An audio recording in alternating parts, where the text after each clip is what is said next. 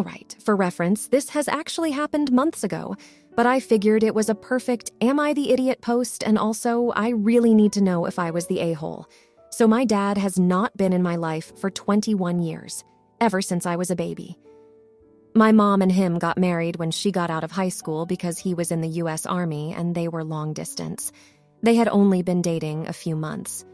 Anyways, after about a year or two of being married and having me, she decided to divorce him because he had really bad anger issues, was very manipulative, and she didn't trust him with me after seeing how he was with my half-sister.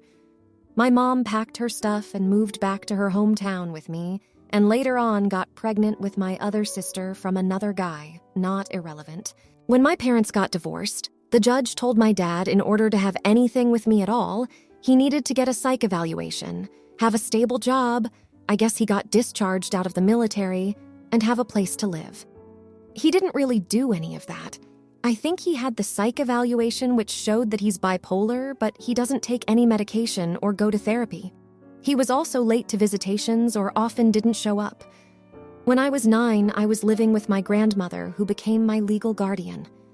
Her and my mom were arguing because my dad had wanted to see me for that Christmas. My mom wanted to give him a chance, and my grandma basically said hell no. So they decided to let me decide, to which I said, as a smart 9-year-old, I'm not interested. My mom told my dad that she decided that me seeing him wasn't a good idea, so it wouldn't hurt his feelings. The reason I'm bringing this up is because it comes up. Also, my mom is by no means perfect, but the fact that she saved my dad the pain from knowing I was the one who decided that I didn't want to see him says a lot. And this doesn't come up, but I figured I'd mention it to show my dad's main intentions. When I was 14, I started getting really into art. I mean, I was decent. I focused on realism and portraits. Well, I did a self-portrait that took me hours, and my mom saw it and was really proud of it. She sent a pic to my dad saying, "Look at how talented our daughter is." Oh, he didn't say anything about it, but instead was trying to flirt with my mom and get her to take him back. I saw the messages, so I know my mom wasn't making it up.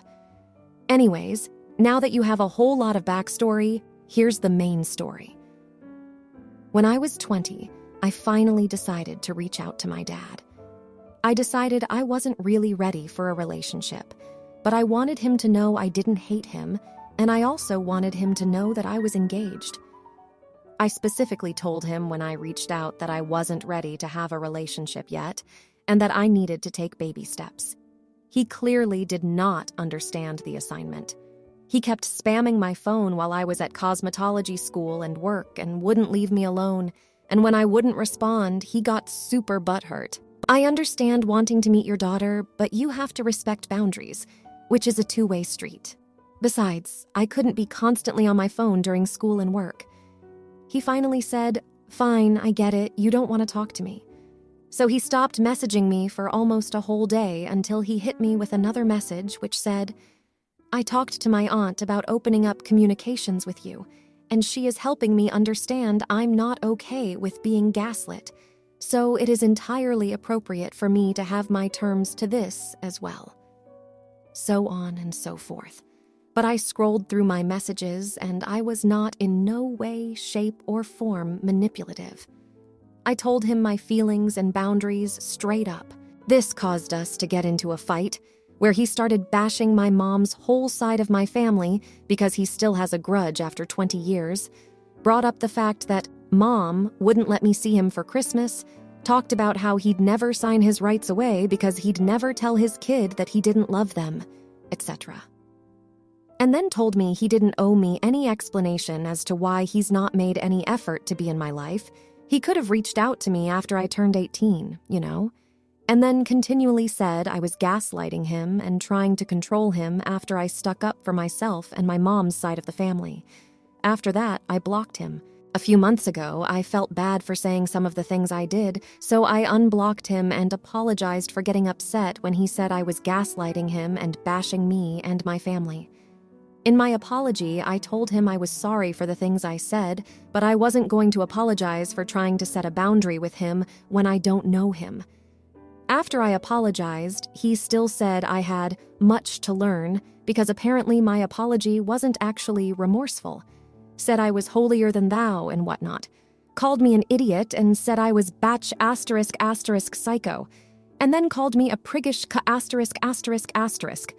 On top of which, he also said any father in their right mind would have left me at a fire station. This was all after I apologized, but he kept bashing me, so I told him to stop being rude, and he just did it even more. And on top of that, he contacted my husband, who is in the U.S. Marines, and told him that my family seeks out innocent service members and told him to not be surprised if I gaslight him. Also told him to get out of that family as soon as you got into it. Also told him that he knows where you're stationed in case you're on any nefarious poop. What? My grandpa is an Air Force vet, and my great-grandpa was in the Army, was in the Korean War, so the whole seeks out innocent service members to hurt them thing can't be further from the truth. Anyways, my question is, do you guys think I was gaslighting him? And am I the idiot for setting boundaries with him that he didn't accept? Now, for the next story. I, 18-year-old female, went no contact with my aunt, 46-year-old female, after she accused me of faking my disability. For context, my family and I went out to dinner for Thanksgiving. I brought my multi-purpose service dog, who was in training at the time, because I have horrible PTSD and a fainting condition. When I first walked into the restaurant, my aunt turned around and said, "You can't bring him in here without papers." However, there are no papers for service dogs per federal law. She then demanded I show her a certificate, and if I can't, he's an ESA. Anyway, my anxiety spiked and my anxiety tics started. Diesel, my service dog, started interrupting my tics like he was trained. The whole night, she was giving me dirty looks. I got up later to get more food and ended up having a fainting episode. Diesel alerts now, but he wasn't trained to then. To make a long story short, the night we got home, I got a text from her saying Diesel is a fake service dog, even though I follow federal law, not her opinion.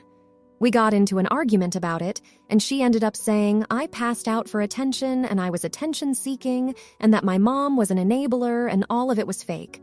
I went no contact, but her side of the family have all texted me saying that I'm an idiot for fighting with her and I should have just left Diesel in the car.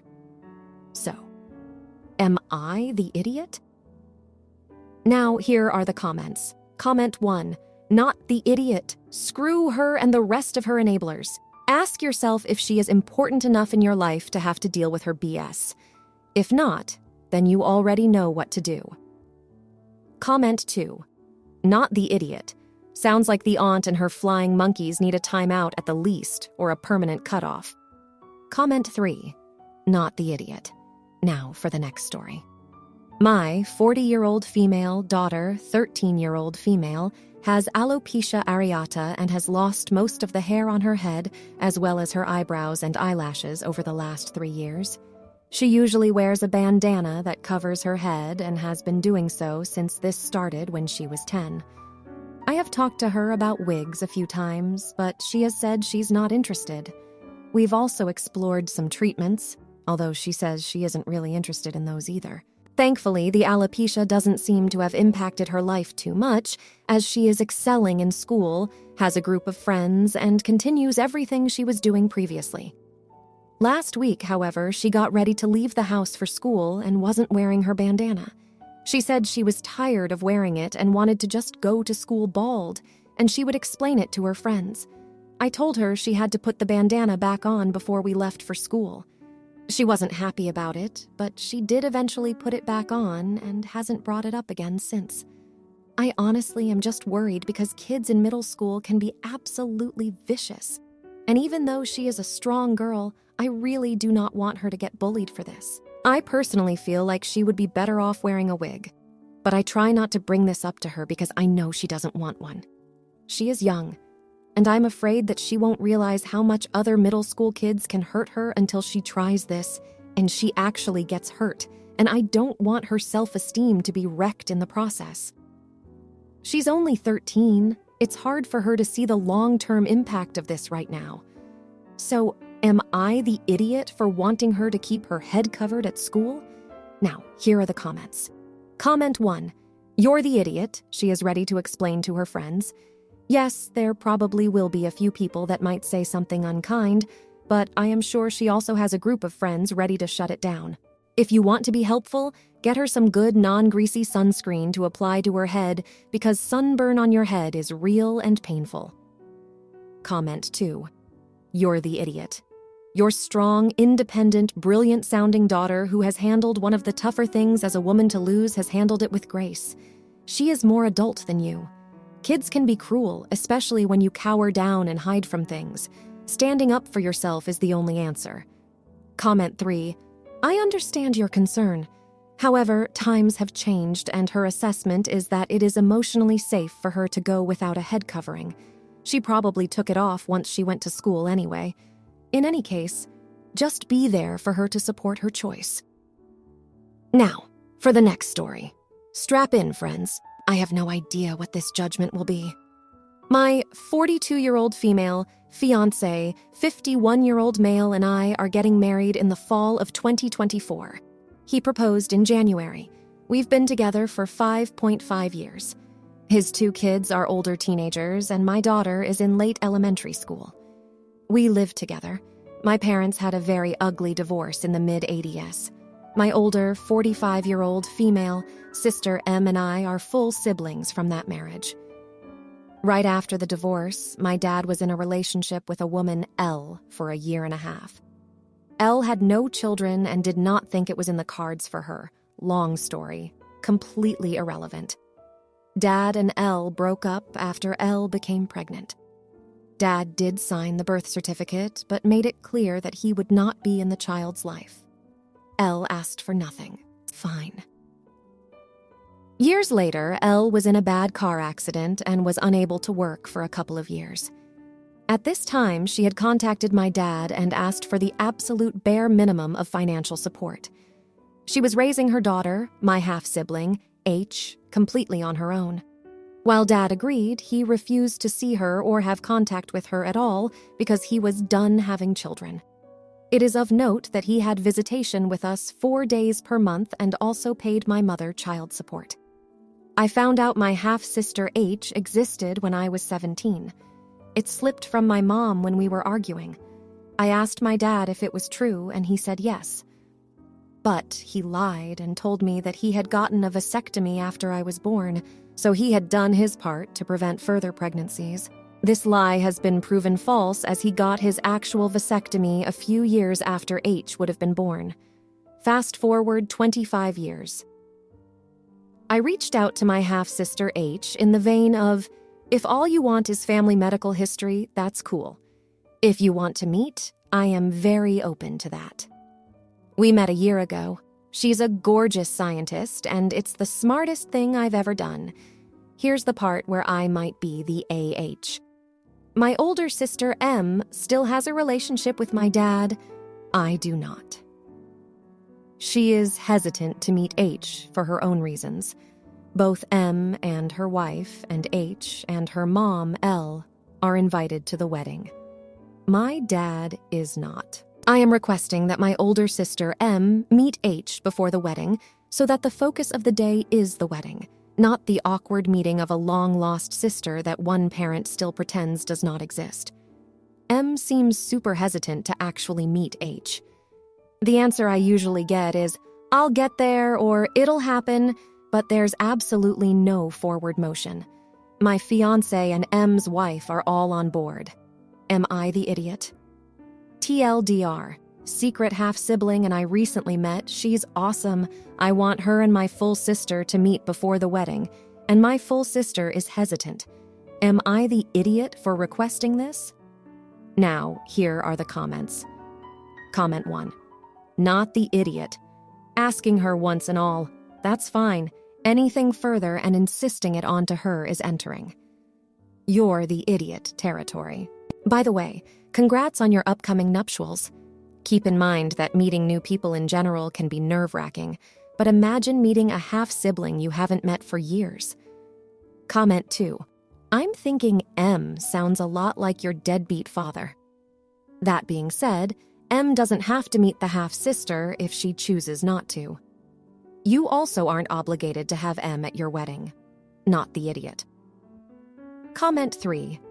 So because M does not want to meet her half-sister, it is not a reason for her to disinvite her full sister. OP is the AH for forcing the meeting between the half-sisters. Now, for the next story. We had a trip planned to Bali from Canada. Our relationship has been rocky, but after a couple of years with couples therapy, I felt we got to a point where we were ready for the next step. One of the things she often complained about is not being married yet. I proposed to her on our anniversary, and we were doing better than ever. Fast forward a couple of months, our trip to Bali is coming up. Wife is very excited, and so am I. While she was packing things, I dropped by my family to say bye, and we'd be gone for at least a month. We hugged, laughed, and everything was great. Then my brother told me he broke up with his girlfriend. According to him, he used a site that catches cheaters if they are on dating apps. Like it tells you if they use apps like Tinder or Bumble without you being on them yourself. I comforted my brother, but then he was very pushy about me using the site, right then and there to see if my wife is a cheater too. I felt he was projecting and was a weird trauma response, and I got really upset. In the end, I used it to shut him up, but it turns out my wife was in fact on Tinder and all her pics were recent, most I took of her. After reading her profile and description, I felt so much resentment, and this is where I might be the idiot. Ada. I drove back home and pretended like nothing happened. I helped her pack and drove to the airport. She was so excited and I was playing along. But I had hidden her passport before we left and knew she wouldn't be able to come with. When she realized it's gone, she broke down and was freaking out in the airport. She asked me not to fly and to reschedule, but I kind of shrugged my shoulders and told her to go home. I then told her I know she's on dating apps and she can find her passport under the mat where I left it. She created a massive scene and told me the only reason she's on apps is because I don't meet her expectations in any way. She shouted and swore at me in the airport while I walked away. I'm having a blast, to be honest, TBH, and it feels good to get back at her. I've been posting pics on Instagram and Facebook. Her family thinks I'm a huge idiot. She's been harassing me relentlessly telling me she'll go on dates with others as revenge. My brother is rooting for me, telling me to have an amazing time. Am I the idiot? Edit. I always pack our passports. She 100% expected me to handle it, which I told her I would. I planned that my brother goes and collects most of my belongings right away, and the only things I left in the house were things that could be seen as ours, both mine and hers. The house is in my name too, so she can't do anything to the house. Thank you to the mods who removed the comments that were trying to bully me, saying this story is fake. It isn't, and I really need another's view on things because deep down I do feel like I might have gone too far, even though I play it cool. Now, here are the comments. Comment 1. You're the idiot. Something similar to this was posted a few days ago. I already read this about some website or app that searches Tinder and other dating sites and exposes cheaters. Are you advertising again? Comment 2. Not the idiot. Just keep in mind a month-long fuckfest is taking place in your home. She could also be liquidating your belongings. Of all the ways to deal with this situation, this would be my last choice. Comment 3.